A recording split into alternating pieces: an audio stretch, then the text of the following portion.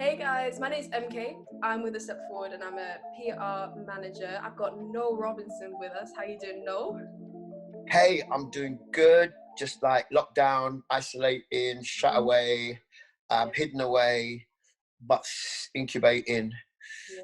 getting ready to birth some stuff. So, what that's going to look like, I don't know. But hey, I'm up for it. Whatever God's got to do.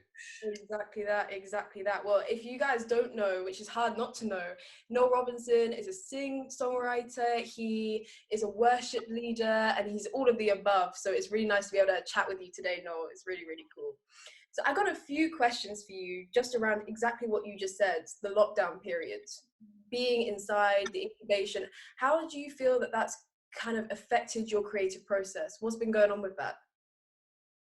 Well, I often go by the context in my own life because I'm actually full-time music, and so creativity was never based on outside external happenings. Mm, There's always this sense of wanting to find another way to do things, a better way to manifest what's in my heart. And obviously this lockdown, isolation, shutdown, lock away, head down, has actually been a great thing. So I kind of look at it in two ways. I look at it in two ways, that um, every seed needs a period of darkness, shut away from the world it's going to be introduced into. So mm, an idea is a seed in your head. It yeah, incubates in your head. We know that plants, there's seeds in the ground before it becomes the big oak or it becomes the daffodil. We exactly. know that in human biology, the seed of a man incubates in the womb of a woman.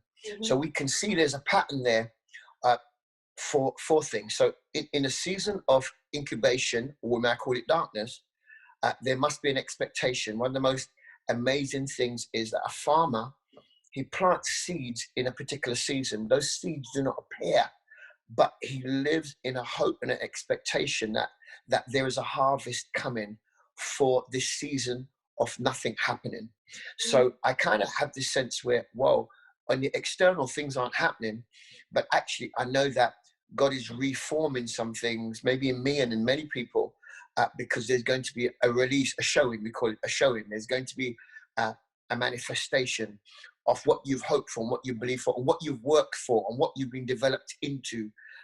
Oftentimes, we find creative ways to exist when the normal way has been shut.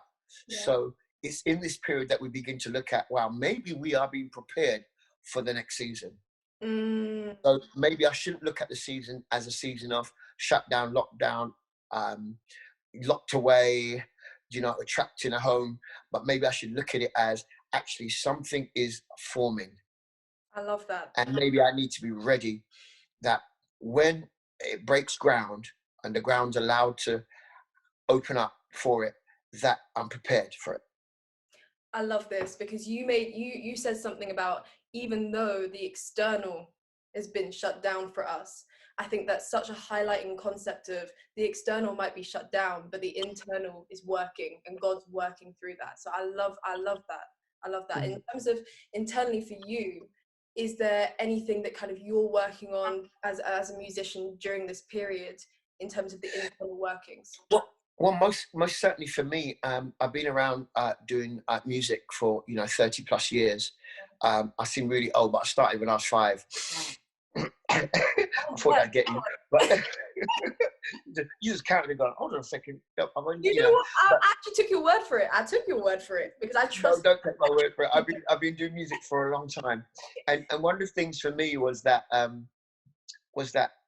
in each season that I've come to, there's always been a season like this for me, Mm, simply because uh, for me to last this long, I recognized that it had to be something beyond myself that I was able to tap into to help give me longevity, if that makes sense. yes. And part of it is this place of creativity. So um, I could stay in a place and go, woe is me, because I had 20 dates and a lot of money tied up in a UK tour. I could be going, oh my God, I've lost all this money. I've lost all this opportunity to gain money.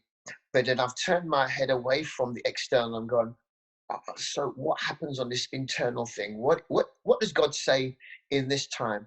Because when we look at the beginning, when God said, let there be light, he wasn't talking about the sun or the moon. And the moon doesn't have any light of itself, but he wasn't talking about the sun or the stars. He was actually talking about, let the darkness, let my being be revealed to the nothingness. Yes. Let the nothingness recognize I'm the one that created the nothingness. So out of nothing, I can create something. And I kind of have this sense where, now I'm not saying I'm God, but in my nothingness, in my place of, whoa, externals are shut down, I can't use externals, blah, blah, blah. I have to find the nothingness, something in the nothingness that I go, let there be. And that Let there be a new Noel. Let there be a new birthing of something that can stand the test of time. And we can see from God saying, let there be light, which is him being revealed into the cosmos. And then he created the sun, star, moons, and the planets. And I kind of have this sense where maybe in this nothingness, that whatever I've got in here, that I use that. So, I've been creating content for a season that may come where I have content. So it's been a just that interesting time. I wouldn't have the time to have done this content creating if my season had gone the way it was going to go. 20 odd dates. I was going to be traveling to America, Portugal. I managed to get Nigeria in, almost got trapped there, got back. I was meant to go to San Diego, meant to come to Aberdeen, and then the 10 dates of touring plus other events. So they all died a death in that way. But actually, out of the ashes, rises life. So it's a real positive message that I bring. That's not to say that there aren't issues in the darkness. Doesn't mean that I know what's going to happen, but I know that being placed in the darkness, then maybe I can be like the moon. Yes. And the moon's role is to position itself every 12 hours so it reflects the light of the sun in the darkness. So it means that in the darkness, I can prepare myself to be a solution to someone. And that's the heart of ministry, really. And the heart of ministry is, it involves people. So what am I going to share with people that will encourage them? What am I going to share with them? And I can say, well, in the darkness has appeared a great light. And that great light might be a thought. It may be just a nuance of something that you go, whoa, that's really, wow, God just placed it in my heart. Maybe I should do something about it. Maybe learning a new skill, maybe retraining myself, maybe just looking at the things around me and what I can do better. What can I create? Your PR, you do public relations, but there's a whole element about God wanting to do something with you, and what you're going through is just a calling. So you have to walk through these scenarios so you can learn. So when God brings you into your own, what happens is that you're ready to release what He's put in you, and you've got all the skills to do that. You're not you won't be the diamond in the brown paper bag. You'll be the diamond in the velvet case. Exactly. I have a treasure in earthen vessel, that the excellency of God, will be seen. So that treasure in you is being realized now. So I think that this is a season where we celebrate what God has placed in us, and we dig it and we look for it. Well, see, this is a great kind of visual representation of your perspective. And I think this is one of these things where artists are finding themselves in a vulnerable position. They are I feel myself in this dark period and I don't know where the light is in the situation. So to hear this perspective is really, really helpful. And this advice for people, I think, is going to be really impactful. I think there is a side that you even mentioned in terms of financially, that there are some things that had to die in that period that would have kind of gained financial success. And obviously there are artists in this moment who are finding it difficult financially. I know AStepFWD has released an artist fund to help some of those people who are finding that it's difficult. So how do you think that's going to impact people? How do you think we can support people in Well, our I think we welcome and I love Dennis and Step Forward and you guys. You know, the Step Forward team is an amazing team. You guys are amazing to keep Christian music at the forefront of people's minds and thoughts and in the digital arena. And one of the things I think you're probably perfectly placed to actually bring in awareness that yes, there are some many guys out there, many of us actually, I shouldn't say many guys, I see myself in the same way, many of us that our income has dried up, and some of the things that we're doing, you know, has what I call impacted us, because it just doesn't just impact us in our it doesn't just impact us physically, but it impacts us socially and our mental health. Many of the guys, their mental health has been really challenged in this season. You know, one of the things that I asked that question, you know, how's your mental health, artist? You know, because artists are oftentimes susceptible to those places of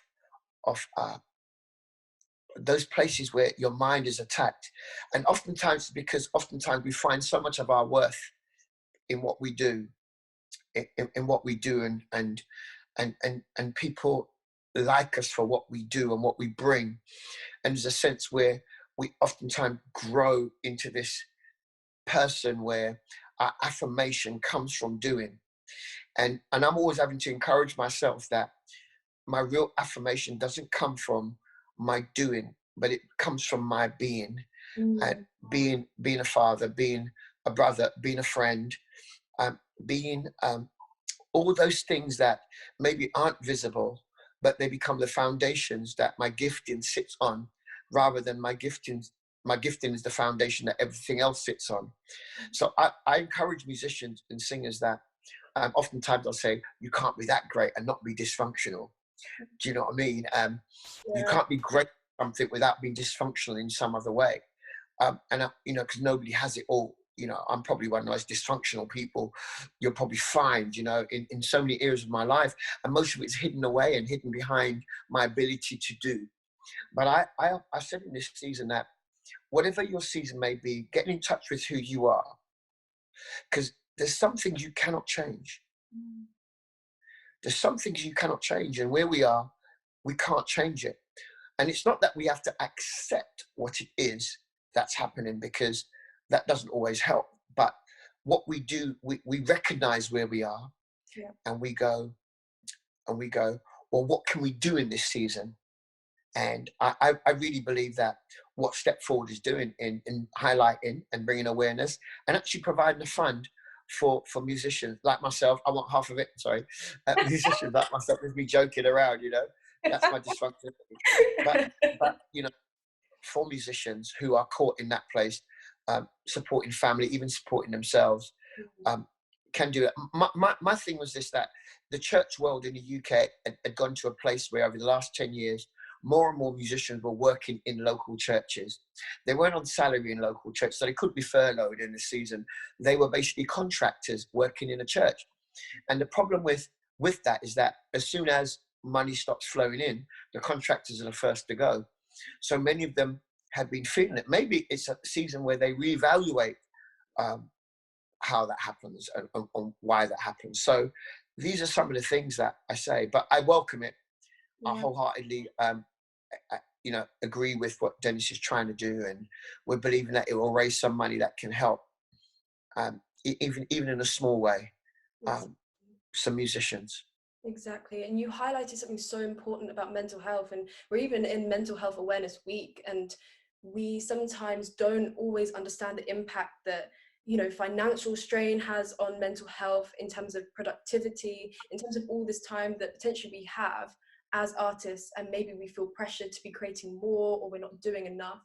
So I think you've highlighted something really, really important there as well. So that's, you know, one of the things I'll say, one of the practical things to do, and which is always a harder thing, is that most of us as artists, we write oftentimes after the fact.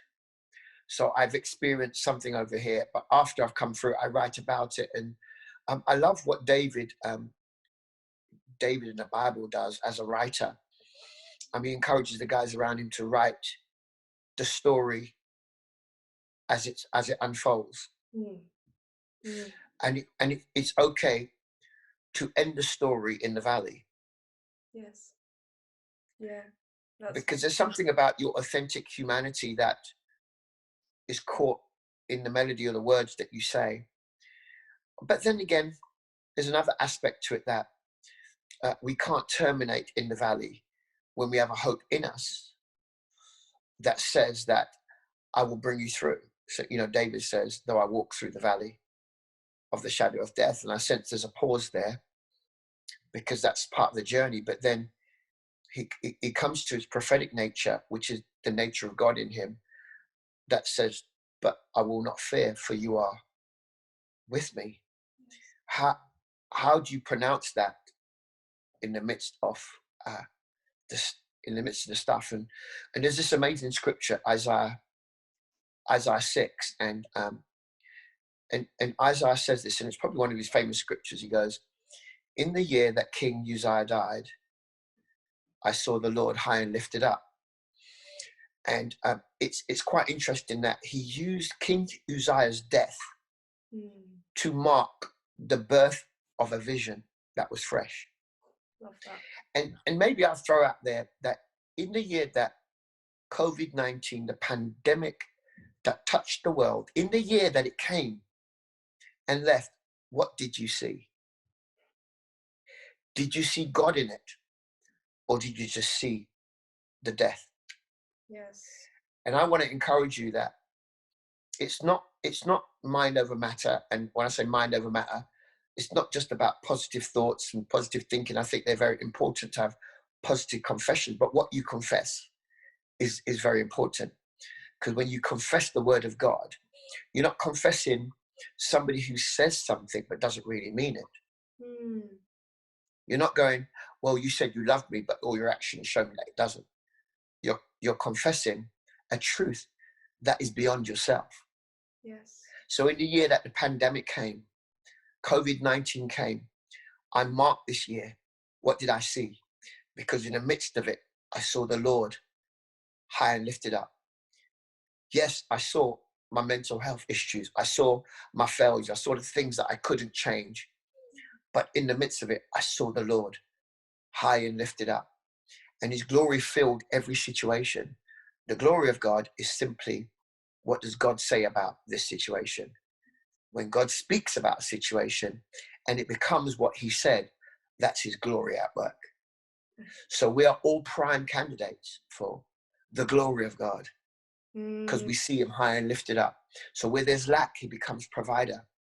Where there is war and fraction, he becomes our peace.